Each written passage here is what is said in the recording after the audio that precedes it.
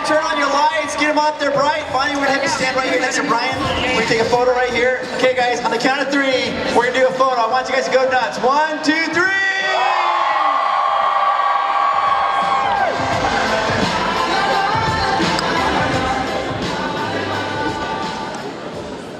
How's everyone doing? It's great to be here. Is this your first time to Utah? It is. Pretty good welcome I'm getting so far. Oh yeah, we have. Are you guys excited to hear what she has to say? Absolutely. Yeah, we have excellent weather. We ordered that just for you to be here. Yeah, the sun is shining. It's great. So let's just talk a little bit about some things here. Then we have some questions here for you. So you have actually directed some shorts that you wrote yourself, and we want to talk a little bit about that. Where did you get the inspiration to come up with those ideas, and like, how did you get started with that? Yeah, so I guess my introduction to the medium of storytelling through film was obviously through acting on Harry Potter, and I was always a really curious kid, and I was always really interested in every element of filmmaking. I always wanted to know how things were made and why people were pressing certain buttons and putting lights in certain places. So that really inspired me to then go to film school. So when I went to college, I studied directing and writing. And I graduated about 5 years ago, and since then I've been directing and writing my own work. And I guess inspiration is sometimes hard to pinpoint or explain. I would say a lot of my work usually comes out of a specific emotion that I'm trying to explore or portray, and then from that one key word, I then sort of fabricate a story and a character that will then best explore that theme or that emotion. Is kind of how I work, which is has been fun so far. The last project I just did was actually the first piece of mine that wasn't my original story. It was actually an adaptation of a short story by a British author called A.S. Byatt. So that was kind of interesting, doing an adaptation. That was just a whole other world, yeah. So if you had to choose between, because you're a phenomenal actress, obviously, do you like directing or do you like acting? If you had to choose, which direction do you prefer? I think both inform each other so much. I think there's so much I learned from acting that's informed my directing, and as I've been directing, there's so much more that's informed that language as an actor. Right now, directing is really speaking to me from what I'm doing, so that's been really enjoyable just to sort of run with that as it's happening. And maybe one day, possibly, I think I would need a bit of while and a bit of confidence to gain in my directing, but it would be cool to write a part or a film that I played a part in. Would be kind of interesting. So maybe that'll be the next time. Would you guys like to see a film like that? Now, here's a little bit of trivia about you that I think is very fascinating. I don't know if you guys know this. You're a surfer. You like to surf. Is that true? So where did you learn to surf, and where do you like to go surfing at? Yeah. I learned to surf in a very cold place called Cornwall, that's in England. And A lot of good surfing in England. yeah, surprisingly, there is some. And then my mum's side of the family all live in Australia, so we used to go there every year, so I used to surf as well in Sydney. And then I recently moved to California, so I've got a lot to surf. So I'm on the West Coast now, so it's fun. Excellent, all right, Yeah. welcome. Okay, so we have some questions here. Let's go ahead and start with our questions. Hi, my name's Holly. If you had a Patronus, what would your Patronus be? Oh, someone asked me that earlier today. Okay. I also want to do that, because you can do that now right on Pottermore. You can find your Patronus. And I haven't done it. I've done my house, which I proudly got Gryffindor. But I haven't done my Patronus. I mean, going back to the surfing, to me, I love the ocean so much, so I think some sort of water animal or some elemental water sort of idea behind the animal would be pretty cool. So yeah, something from the ocean would be my Patronus. Excellent. The next question. Okay, this is on behalf of my friend who unfortunately couldn't make it. But if there was to be a Harry Potter remake in the future, would you change your character, and who would it be and why? Ooh, who would I be? I also used to joke, I mean, it's not a very serious answer, but I always used to joke that it'd be quite hilarious to be Hagrid. Just because it would be the absolute opposite from my experience of making the films. Or maybe some sort of fantastical creature, that would be quite cool. Just to really learn a lot more about how they do all the sort of video capture and how that would just be a whole other thing, embodying something that was an animal rather than a human, I think would be cool. And I love all of Jo's creatures and magical things she does, so that would be cool. You heard it here first. Hagrid, guys. Hagrid. Hello. So I grew up reading and watching Harry Potter. Ginny was always my favorite. And you can't help but notice there's slight differences in her character from the movie to the book. And I was wondering what your opinion on that was. Yeah, I guess the unfortunate thing with how long and how much content was in the books is that we just unfortunately couldn't put them all in the movies. So for me, you know, I love Ginny's role that is portrayed in the books, and I always found it a shame that we didn't really get to show a lot of that in the films. And that was often very much like a dialogue that I had with the directors, especially David Yates in the last few films. There was so much of Ginny's sort of Quidditch side of her, that sort of warrior, really powerful woman that she really represents to Harry, and why Harry falls in love with her, and why it makes sense that the two of them can like exist together. So it was unfortunate for sure that they couldn't include it. So I'm with you on that one. So speaking of the books, did you read the books before to get in character to get to know them, or were you cast and then got to know your character and then go back and read the books, or how'd that work for you? Yeah, it was a bit of a mix. I mean, when we started shooting, I think the fourth book was about to come out. So I read all of the books up to then, and then was pretty much as fangirly as everyone else. I was ready to read the book, like queuing outside. So we didn't get any, special transcripts sent to us before it got published or released. So it was always kind of strange, because you would read the book, obviously, for the first time, just, however, not trying to. Obviously, the minute Ginny would pop up on a page, you'd be like, oh, I do this bit now, and oh, that's what happens. And you'd have to be like, no, read it for a story, not because of your character. And that was kind of a similar thing as well when you watched the film for the first time. I mean, when we did all the promotion, in the space of like a few weeks, you could easily watch the film like 4 or 5 times. And the first time you ever watched it was always really difficult, because all I was doing was associating memories to every scene. Because there's so much that goes on behind what you see, that I'd be like, oh my god, that was that day that I fluffed that line up, or that was that day that someone fell over, or that was that day that like we couldn't stop laughing, or different things. So it always took a few times to actually then watch the movie and see it in its entirety. It was also always really exciting watching the scenes that you weren't a part of. That was always like the best part. So interesting. Go ahead. How did it feel when you started shooting the Battle of Hogwarts? Because that's when it started getting more interesting and more intense. Yeah, the Battle of Hogwarts was a pretty emotional roller coaster. There was obviously a lot of unfortunate deaths in those scenes, so it was pretty intense stuff that we were going through, and there was a lot of action and a lot of destruction. We were just watching Hogwarts be destroyed, which was upsetting. And yeah, I mean, I guess it was the climax of the whole series, so I definitely think a lot of us felt the pressure was very much on. I think everyone was so excited for this final moment that there was very much an added pressure during those moments, just to make it as incredible as Jo wrote it in the novels. And yeah, I mean, we shot that scene like in the courtyard when Hagrid comes out holding Harry's, what we think is dead body. And that was like really emotional. I mean, all of us were like full on tearing up, so yeah. What were the things that made you want to act in Harry Potter? Ooh, I guess really the reason why I went for the role in Harry Potter was mainly just because of the character of Ginny.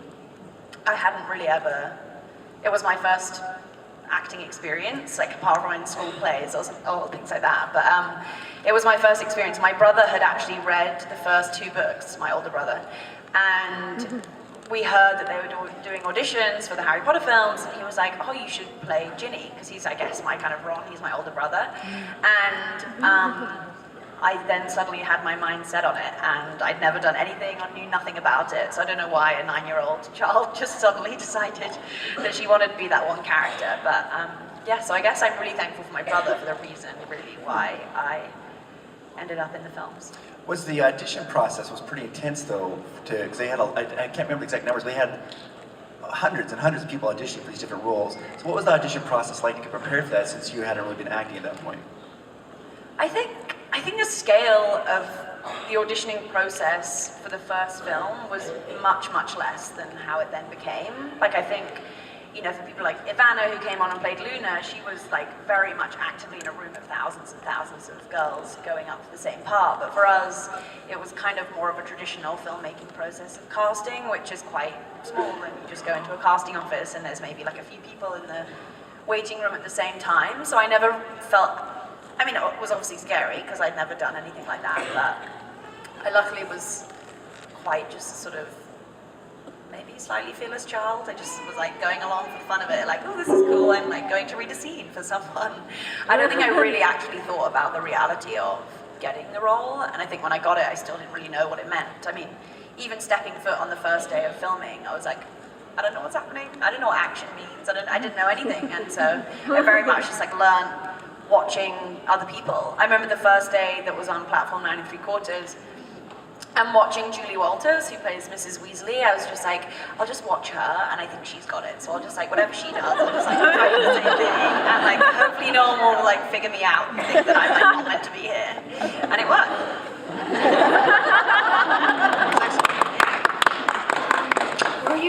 Did you know you were going to be married to Harry, and if so, like, how did you take it? I was really disappointed and invited. That was one of those moments that, like, when people were reading the books, you know, you had certain friends who was super fast at reading, which was not my skill. And so there would be people like, have you got to page 364? You're like, no, what happens on page 364? That's a made-up page, I don't know what happens on that page. And I'd be like, no, don't tell me. So that was a very strange thing to like, the pressure was very much on in a kind of way, and it was exciting. I mean, I think there were definitely some clues along the way that that would maybe possibly happen. But I loved it. I think the epilogue scene that she wrote at the end, Joe wrote at the end, didn't need to be there, but I think it was a really nice moment of closure for everyone. Like, I think we get to see a bit further into that future, and I think that's really nice to leave Hogwarts and not end in that tone that we ended in the battle. But yeah, I thought it was quite exciting. And reading that and knowing that they were going to age us and we'd have children, and that was fun. It was a lot of makeup tests, and we did all these. They wanted to obviously make it feel like Dan and I were really close to these kids because they were our children. So we did loads of sessions where we were basically just meeting different kids that they had already began to finalize in the casting process. But we, you know, sat on the couch with them and chatted to them and got to know them as the casting directors sort of quietly watched in the corner. So that was nice that they actually really wanted that dynamic there, and it was quite trippy watching, looking back at yourself in the mirror as you've been aged to be in your mid-30s. So I was like, I don't know if it was good or a bad thing to see. That must have been a little surreal. It was quite strange. I remember my parents being like, this is not, I don't like this. Go ahead. While on the set of Harry Potter, did you play any pranks? And if so, what was the favorite one that you played? Oh, I feel like a lot of pranks were played on me by my brothers. Yeah, I mean, I'm very fortunate that I was a Weasley, so that was most of the joy and humor for me of the whole experience came out of all of the scenes that we did in the Burrows house. They did a lot of very Weasley things. They stayed very true, actually, I must say, to their characters. And we also had this thing where, like, Rupert couldn't really explain himself, but he just never stopped laughing most of the time. And he used to have this thing where he'd try and just hide behind you. You're like, everyone can see you're hiding behind, like, with the cameras rolling, we can see you're just trying to hide behind us to, like, show that he wasn't laughing. So most of the time, it was just an infectious giggle of the Weasley house. But I'm trying to think of pranks. God, there were probably too many.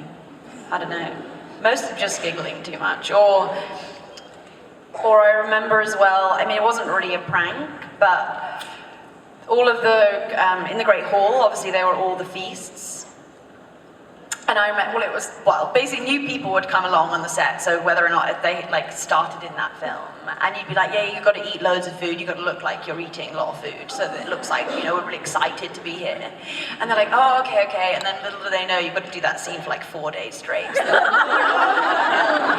we began to master the art of looking like you were eating, but having like a tiny morsel of food, because you'd have to do it for days, so you'd end up just feeling really ill. So that's one thing I picked up as a skill.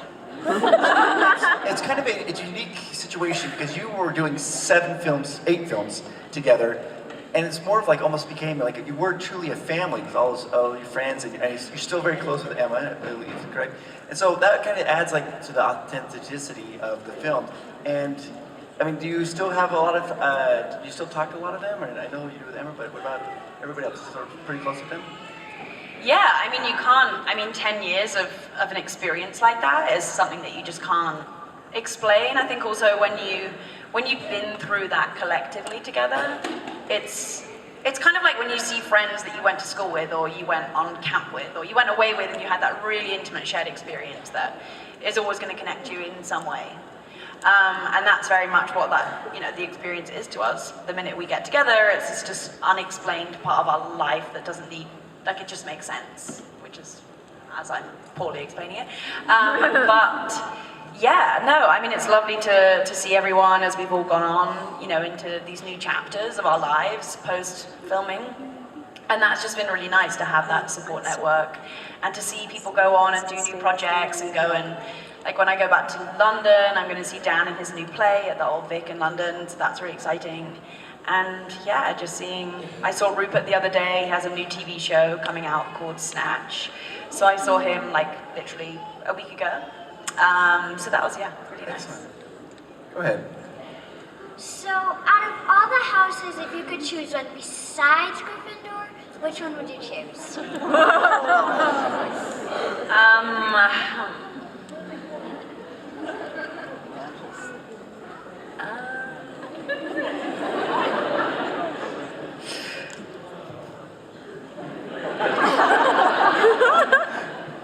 I'm hoping I just didn't know I'm going to answer the question. Okay. I would say Slytherin. Because I still remember some parcel tongue too, so I think that can help. Excellent choice. I actually took that test to find out what it was. I did, and I did everything I thought to answer it so I could be in Gryffindor, and I ended up in Slytherin, and I realized that's a very Slytherin thing to do, so I'm in the White House. Whoever's programming it, they know what they're doing. They're trying to trick you. Yeah, they're trying to trick you, okay. What was your favorite movie to film? Ooh, my favorite movie to film was The Chamber of Secrets, I would say. Just because, even though I did lie on the floor for most of it, dead, it was just, I guess for me, it was a huge change from being in one scene in the first film, however exciting Platform 9 3/4 was. It was, it elevated so much. That role suddenly she suddenly became pivotal in the narrative that was happening. And we also did loads and loads and loads of filming, like B-roll filming of me, like, taken over by Tom Riddle's diary, most of which you didn't ever see it. But it was quite dark, some of the stuff I did. I was like 10 years old and we were doing like how I write the things on the wall with blood? Yeah. We did scenes where I was like going into a chicken pen and like killing chickens and like weird stuff. Or like having the diary and getting really sort of obsessed with it and trying to throw it down the toilet, and where Moaning Myrtle hangs out in the toilets and trying to get it down. So there were all these fun things that to me was the moment when I was suddenly acting. And so that was the moment for me that it was suddenly became like I had to perform and I had to step up to that challenge, and that's probably why it stays really strong with me, even though it was so long ago. Yeah, I'm surprised they cut out the chicken killing I scene. know. Everyone would have loved that. Yeah. Go ahead. What were your feelings while you were filming Harry Potter? Oh, feelings. Multiple feelings. Oh, that's tough. I guess it's been interesting having finished filming, really reflecting back on what those 10 years were for me, what they taught me, or what I felt during that process. I think often you can be in something and you're in a bubble and you don't really know what you're feeling. You're just going along with the process of doing it and you're just part of it and you don't question it. So I guess upon finishing and reflecting back on it, it was mainly just a lot of joy. There was a lot of playfulness that we were able to bring to what theoretically was a job that I'm incredibly thankful for, that we were able to really work together and be a team. And I think it's made me realize how much I love collaborating with people and working together, because you get to work off each other's excitement. Like one day you might be a bit down, or you might not have as much energy, and someone else is just there to like pull you back up. So that's definitely inspired me to keep collaborating. So yeah, I guess a lot of joy. Excellent. Go ahead. How did you react with Daniel? How did I react? I'm assuming you mean when they begin to have a relationship. I get it was weird. It's really weird, the shift when they were suddenly an item. Because I'd already known Dan by that point for like 6 years, and all of us were really a family, so it became this very strange thing when you know someone really well and then you have this romance element to it, and then also being on a film set isn't the most romantic place. It's quite, everything has a function and it's quite functional, so you have to bring a lot to that character, have to bring a lot to that performance to escape the fact that there's hundreds of people behind a camera like watching this moment that everyone's waiting for. But it was fun. I can't complain. So let's just say you didn't end up with Harry. Who would you rather end up with, Draco or Neville? Now I secretly want to be in Slytherin. Excellent, go ahead. Okay, so I watched the Harry Potter series 1 through 7 numerous times. So my question is to you, after you guys got off the set, did you and the cast keep in touch, or did you guys go your separate ways after the set had ended? Yeah, having finished, we've all very much stayed in touch. It's been really fun to see what people have gone on to do. I've in fact directed 3 different people who were in the series. Who have you directed? So David Thewlis was in my first film, so he played Lupin. And he was in my first graduation film, that was cool. And then I had, in my latest film, I had someone you may know as Lucius Malfoy. And he plays a really hilarious hairdresser in a film I just made, and he's so good. He's so fun to work with. So Jason came here. Yeah, he did. He came here and he was talking about giving advice about acting, and he gave the exact same advice that you talked about eating food. And he said, he said the same thing, that he would just pretend to be eating during those scenes and then watch people just fill up their food. He's like, I think we need to do another shoot of this again, and kept making people eat more and more. I'm glad that's as professional as our advice gets. We should be like, well, it's all about method acting, but no, it's about food. Go ahead. If you could use any Harry Potter spell in real life, what would it be and why? Whoa. It's not really a spell, but I would love to, it's like, how do you just, I want all of it. I would just want to be a magician.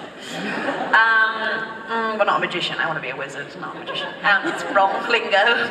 I'm like, I want an invisibility cloak, I want to have a porky and just go wherever I want. My favorite Ginny spell, because it was kind of cool and destructive, was Reductor. I mean, I don't really wish to do that upon anyone, because they would just implode in front of us. But it would be kind of cool though. It would be quite cool. Maybe I could draw on objects, not people. That would be better. But yeah, so reducto would be my spell. Excellent. Go ahead. Who's your favorite Weasley brother? That's like asking your parents who's your favorite child. Or who's your favorite aunt or uncle. Oh my god. No, I can't, no. I can't. All of them. She loves them all. I love them all equally. equally. We do love one a little bit more. I'm kidding. Go ahead. I just can't. Go ahead. If you were to choose another person in Harry Potter for the character to play, who would it be? Oh, well, I've done Hagrid. Who would be my second choice?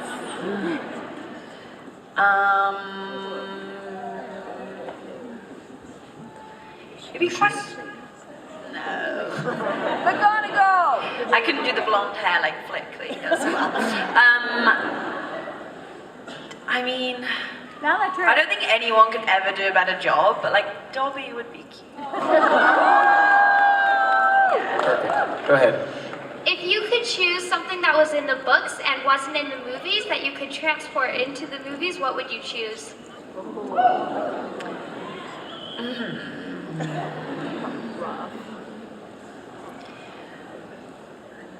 Oh, that's difficult. I mean, it would... Peeves! Peeves, yeah, right? What happened there? I mean, it's kind of selfish, but I would have liked, obviously, more of Ginny's stuff to be in the films. But I can say that. More Quidditch. Excellent. All right, go ahead. So, if you can recall, what would be your favorite line or scene from the Harry Potter movies? Oh, I'm not going to say one word because it's kind of rude, but it's in the Battle of Hogwarts. And Bellatrix is raising her wand, and who steps? I clearly don't need to say the line, you guys know it. But Mrs. Weasley says, "Get away from my daughter, you insert line." And that's pretty cool. I mean, imagine if they cut that from the books and did it in the movies. Yeah, that would be bad. So I think they did have a bit of a moment where they're like, "Can we say this?" I'm like, "Yeah, you can." Trust me, you can say it. It's great. Okay. Go ahead. What was your favorite professor out of all the professors in Hogwarts?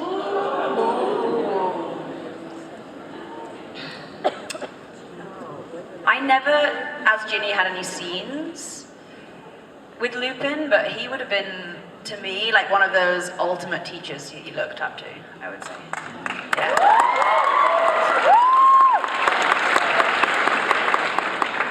Okay, which theme was probably the hardest for you to film for Harry Potter?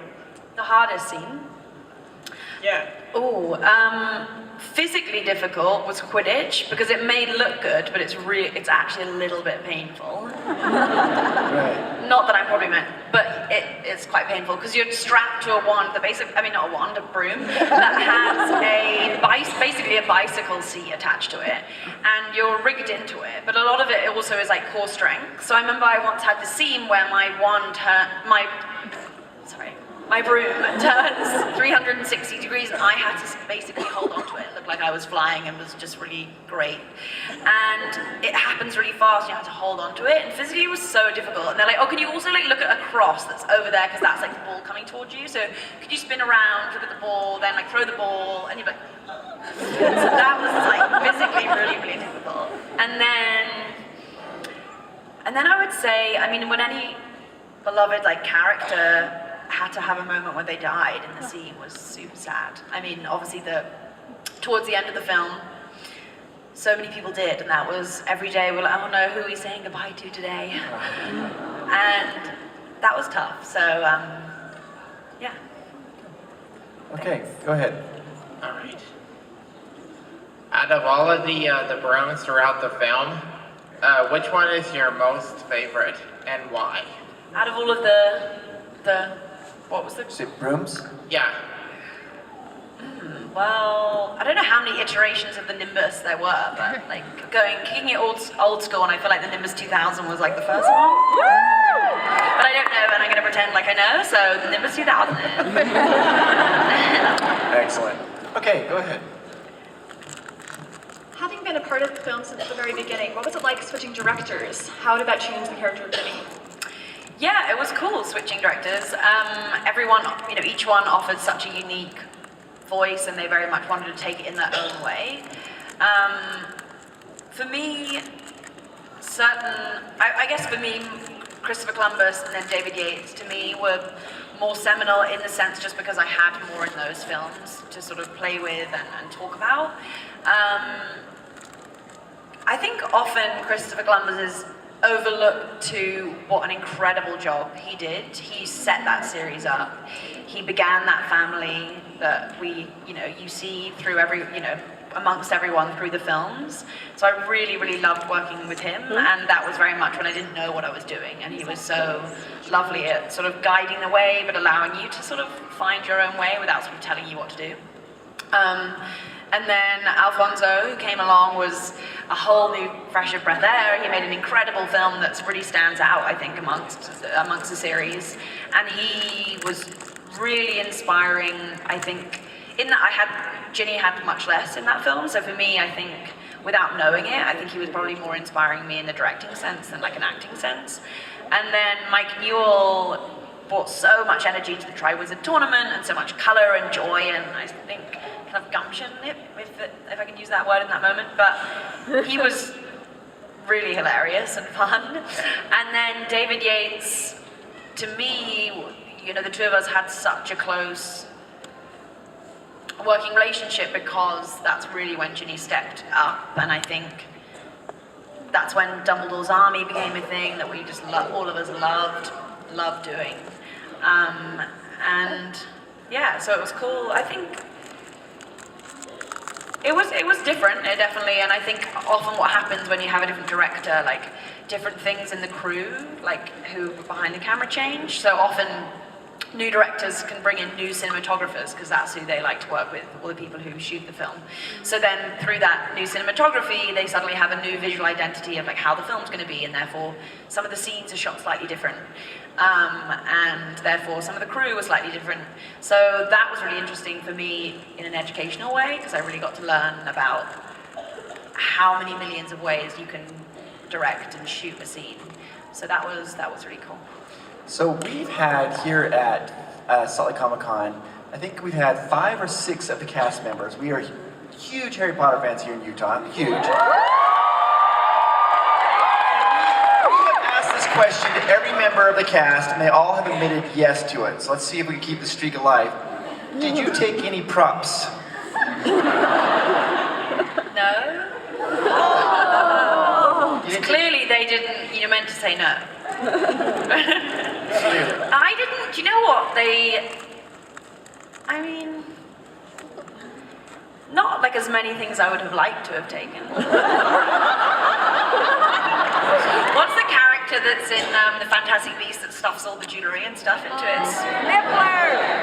That, I wish I had a Niffler beside me on the set. They could have just like started stuffing all of the things away. I just simply would have sort of liked some Gryffindor robes, if anyone was listening. And not really, it is very lucky that they did properly archive everything that went through those films, because then you guys get to see it. I saw it for 10 years. I was in my costume for 10 years, but you might want to go to an exhibition and see them. And if I'd have taken it, then you wouldn't have seen it. That's like the proper answer that I'm giving. Do you have your own wand? I do. And we actually chose those wands ourselves. We didn't get like the Ollivander experience, but they didn't like hand us a wand and we were like, this is the Ginny wand. We had at least, I think we had a good 10 or so in front of us, and we got to feel it out. So that was good. Excellent. All right. What's your favorite memory of working with Alan Rickman? So many. Alan was definitely, I would say, very feared by most of us just because he was very much Snape every moment. So that was pretty terrifying as a young child, but in a way exhilarating because to us, when you're, to us acting at that moment probably wasn't really much of a career or a job, it was an experience. Whereas to him it was an incredibly serious profession, understandably, because the performance he's given, before Harry Potter and afterwards have been incredible. So I think that was so inspiring / terrifying as a child, watching someone really inhabit a character. And then sometimes, he'd finish something and then be like really nice and sweet, and you'd be like, that's like more terrifying, like being like and then be like, hey Bonnie, like how's your day? You're like, oh god, I don't know. It's so that would be, and he knew that he was sort of manipulating us in that way because we need to be terrified of Snape. So to me, that was always just so cool because it was so foreign to me, the idea of I guess what I began to understand was method acting. So I can't really pinpoint an experience, but he definitely inspired a lot of us at that young age. Excellent. Go ahead. Which Harry Potter book is your favorite? Book or movie, did you say? Book. The book. Book. My favorite book is The Half-Blood Prince.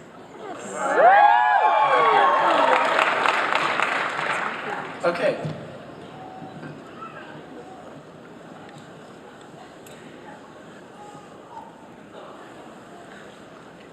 What do you think the difference is between your character and yourself? Ooh, lots of things, I guess. Hard to judge because I don't really, I know myself, but I don't know myself. I guess things that I very much comfortably played into as similarities was, I was always a real tomboy and still kind of am, and was very much had that, I guess, way of being that made sense having all those brothers, even though I only had one brother growing up. Like I could really associate with that understanding of what that family dynamic is. And loyalty and family to Ginny is really important, and that's really important to me. And I don't know, that's kind of, I wouldn't say there's some, there are similarities. I think there were more things that I hugely respected in Ginny's characteristics and would only hope that I would try and be them in my own life, but, still trying. Go ahead. So my question is, how weird is it to know that people are buying dolls of you? When I first saw a Ginny Weasley doll that was a doll, I must have been, I don't know, about 10 by this point, and it was me in the first film.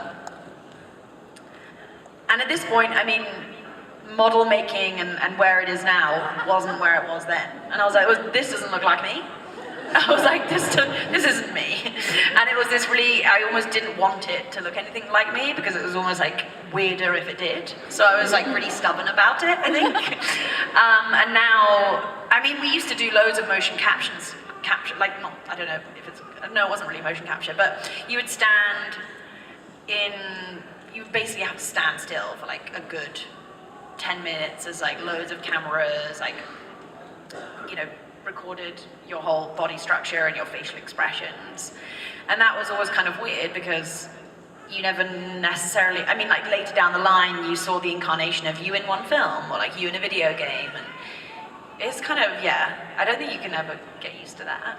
It's quite surreal. It's quite weird. I remember playing the video games like with my brother, and like my voice would come up and he used to find it hilarious.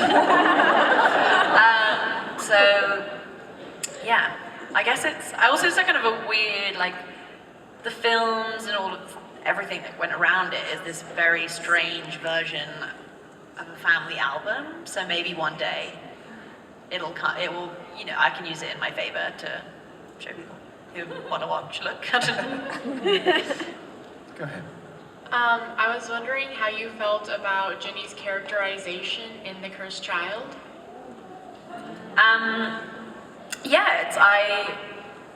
It was, I must say, a really bizarre experience watching The Cursed Child, because it was done, like the production of it was done so beautifully and so like on the level of all the films were. Like the sets that they have on the stage are so real that it was a really weird, strange experience because it felt like we were back there.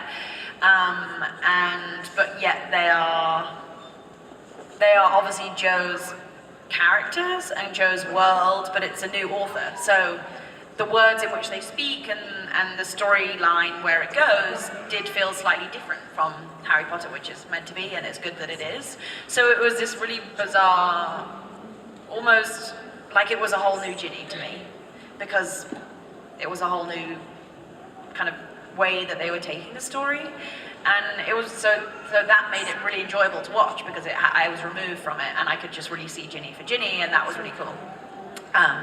So yeah, it was strange, but it was fun. All right, we've got another question here. Go ahead. So, who were you closest with on the Harry Potter set?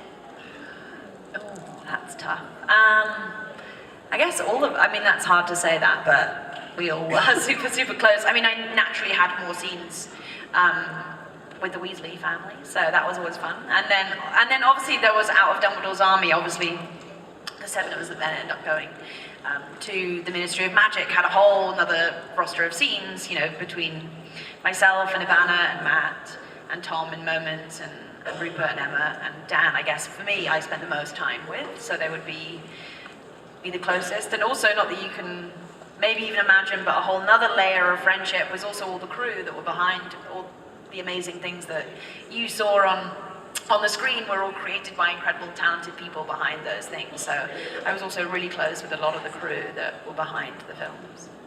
Great. Go ahead. What's your favorite type of ice cream, and would you like to get some with me later on? Well, unfortunately, I don't think I'll be able to share my favorite flavor because I'll eat it all myself. I actually love ice cream, just putting it out there.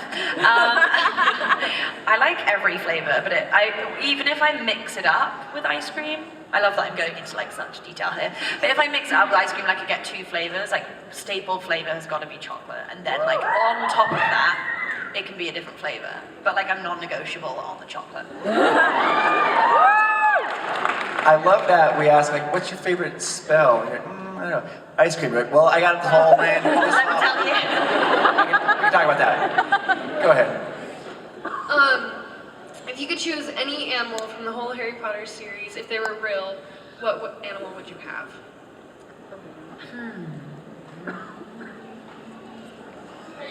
Are we talking like creature, or are we talking like animal? Okay, anything. I was actually quite spooked out, sorry, that's really bad use of the word. I was quite terrified of owls. I thought they were, I didn't think that they were kind of real, so that was quite cool. And we had loads of them. And we had almost like a little animal sanctuary on the films. There were that many animals needed, like all the time, that rather than a day that we had an owl in the scene, we just had owls all the time. It was great. We just had a little animal place you could go to, and I mean, you could pet them all the time because obviously they were being trained really well. But owls would be kind of cool, and I've recently been quite interested in birds generally. Were they? I've heard that owls were they mean? Some of them were quite, yeah. They definitely had yes. like a temperament, yeah.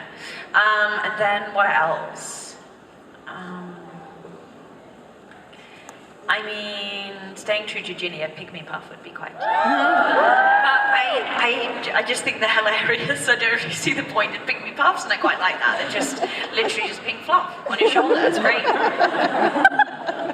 Go ahead. All right, I was wondering how you felt about the character difference between the book Ginny and the movie Ginny. Sure. I might be repeating myself a little bit, but I guess it was more the fact that there wasn't the time to really develop her as much as she's developed in the books, because again, we just couldn't include everything. I wish that there could have been more moments for her to show that sort of, that side of her that was very much, in the with the Quidditch, and she was very much that sort of strong warrior character that I was mentioning earlier, so that would have been cool if I had more of that. I don't know, I mean, I guess a lot of it also I can pull apart in sense of, you know, when you look back at a performance you gave, there's a mixture of different things. You know, you can either like look into it too much and begin to sort of pull apart moments that you wanted in it more, and then other parts you can be like, oh no, that's because there wasn't that scene to portray that. But, you know, it was my interpretation of it, and it was my interpretation with the directors I was working with and the producers I was working with, so that's always, you know, adds different elements to it. But yeah, I don't know, just shown more of her being a fierce and cool woman would have been cool. So let's do like a real quick speed round here. Just ask you some questions so we get to know you a little bit better. You just answer, gut check, whatever happens first. Star Trek or Star Wars? Star Wars. Captain America or Iron Man?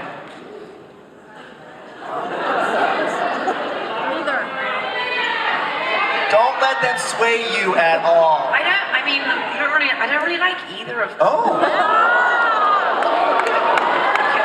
Throw another one in This there. is not the crowd to say that to you. No, I mean, give me multiple other like superheroes and like Marvel and. You know, Oh, sure. Batman or Superman? Careful. Batman, obviously. Okay. I think we know the answer to this one, but we'll go with it. Pie or ice cream? Ice cream. Excellent. All right. Okay, we got time for a few more questions. Go ahead. So I was just wondering, what do you think you would see in the mirror of Erised?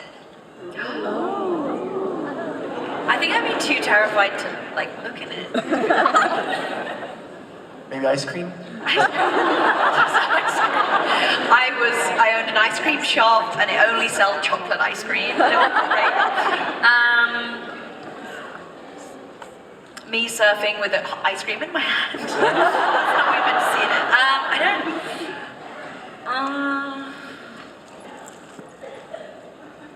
I don't know. That's really tough. I think surfing with ice cream. Yeah, that's a good answer. guys. Okay. Yeah. All right, go ahead. Other than Ginny Weasley, which Harry Potter character would you want to be? We've asked that question twice now. Do you have any other burning different question you want to ask? That's the one. She said Hagrid the first time. Hagrid and Dobby. But Next question. thank you for the question again.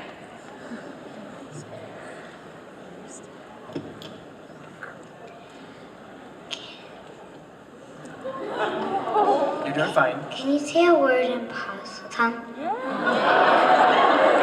I actually, okay, so in the Chamber of Secrets, again, maybe this is a scene that they didn't show, I can't remember, but I did film myself opening the Chamber of Secrets. So this is how you open the Chamber of Secrets. I'm gonna laugh, because it's ridiculous. Did you hear how it all, everybody's like, ooh. Okay, it's... Okay.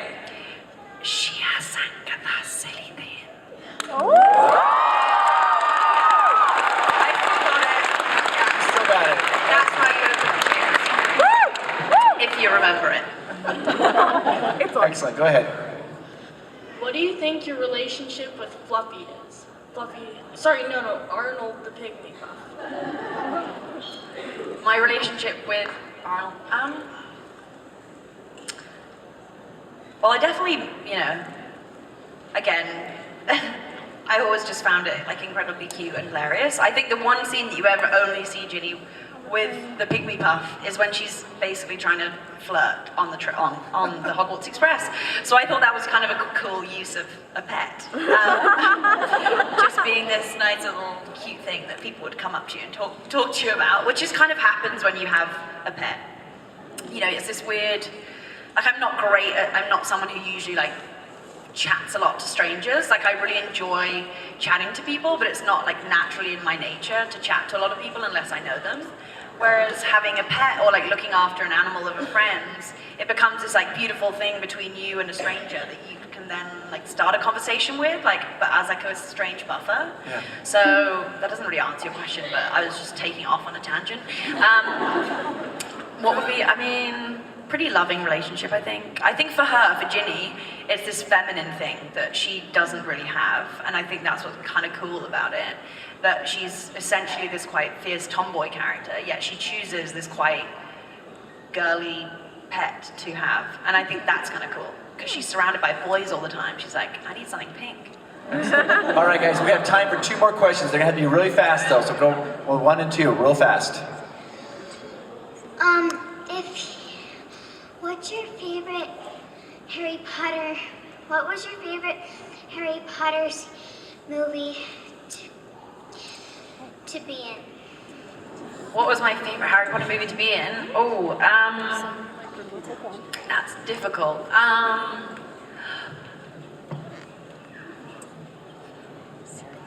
All of them? That's a good It's like asking people, which is your favorite one? Which is your favorite one to watch? Is that difficult to answer? That's as difficult it is for me. Do you find it hard to choose your favorite? No, you know your favorite. What's your favorite? You're set. What's yours? Just yell it out.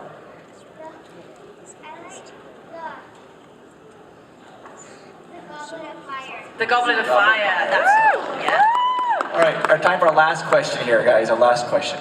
So, since Harry Potter is the greatest story ever told on the planet Earth, and Ginny's such an integral part of that, how do you feel that Eddie Redmayne's performance in Fantastic Beasts and Where to Find Them sort of carries on the legacy that you've helped make? Yeah, I think that's what was so. Again, that was a really bizarre experience watching Fantastic Beasts. I was actually sat next to Ivana, who plays Luna, watching Fantastic Beasts together, so it was like really, really weird. Because it's this world and it's this language that we were so used to being a part of, but it's this entirely new story and it's this entirely new set of characters. And it was so fun to watch because it has all these similar creatives behind it. You know, the producers and director and Stuart Craig who designed it. So there was this familiarity in this language we were so used to, yet we were totally removed from it. And like I slowly began to kind of feel like what it must have been like to be not part of the series and just see something so cool and fantastical and magical in front of me happening. So that was cool. And I mean, just to think that that's all still part of Jo's imagination, that she's still got all these incredible stories that like keep coming. So hopefully she keeps telling them and we get to keep watching them. Excellent. Everybody, please